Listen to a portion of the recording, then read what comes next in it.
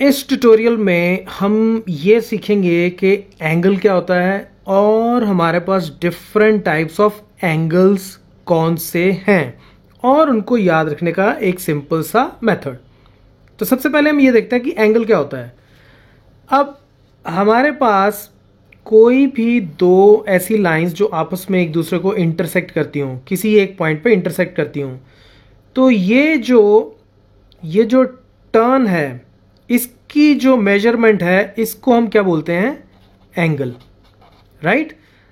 आप इसको ऐसे भी समझ सकते हो कि इस रे को, अगर ये इसको मैं ओ ए बोलूं, इस रे को अगर मुझे ओ बी तक लेके जाना हो तो मैं इसको ओ से कितना रोटेट करूं कि ये बी तक पहुंच जाए। तो वो जो रोटेशन है उसका जो मेजरमेंट है, उसकी जो वैल्यू है, उसको हम क्या बोलते हैं? एंगल।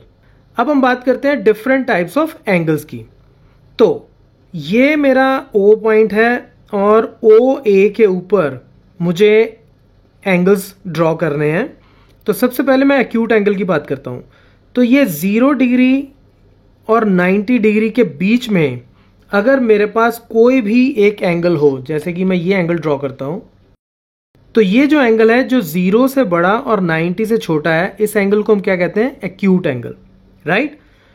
अगर कोई एंगल एग्जैक्टली 90 डिग्री हो तो उसको हम क्या बोलते हैं? Right angle.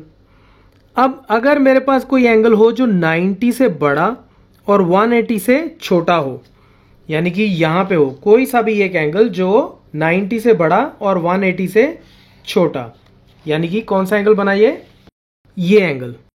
तो ये एंगल क्या है? Obtuse angle. और अगर मेरे पास एंगल ये हो कि वो बिल्कुल स्ट्रेट लाइन के ऊपर बनता हो, स्ट्रेट लाइन के ऊपर कोई भी एंगल बनता हो, उसको बोलते हैं straight angle, that is 180 degrees.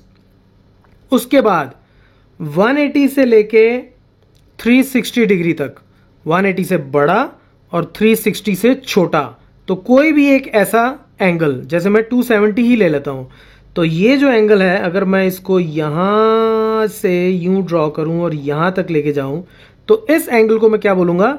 Reflex angle.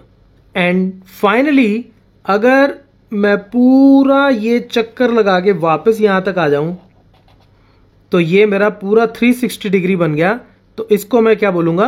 Complete angle. अब इसको याद रखने के लिए मैंने एक छोटी सी टिप डिफाइन की है। आप राइट ओर से राउंड चलें। हम राइट साइड से राउंड वे में इसको एक बार देख लेते हैं।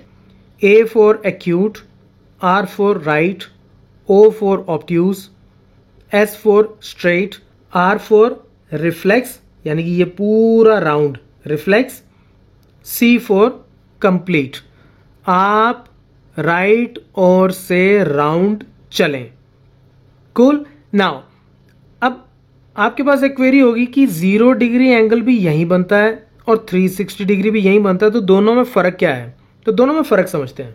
अब एंगल कैसे बनता है कि ये मेरे पास एक लाइन है से ओ ए और एक और लाइन है से ओ बी, वो भी यहीं से स्टार्ट होकर यहीं तक जाती है।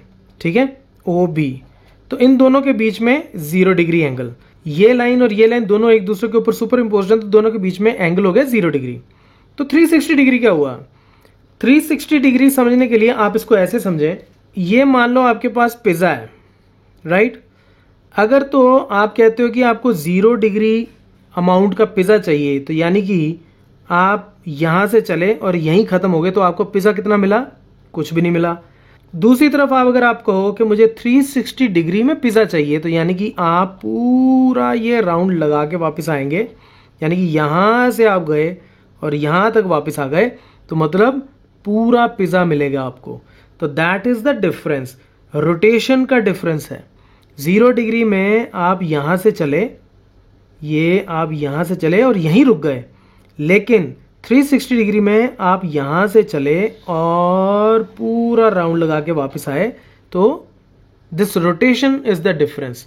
तो 0 डिग्री एंगल को हम 0 एंगल भी बोलते हैं और 360 डिग्री को हम बोलते हैं कंप्लीट एंगल और फुल रोटेशन। आई होप अब आपको इस टिप से हमेशा याद रहेगा कि आपके पास एंगल्स कितने टाइप के होते हैं और उनकी वैल्यू या मेजरमेंट की रेंज क्या होती है। So that's it from this tutorial. Keep watching मैथमाफिया।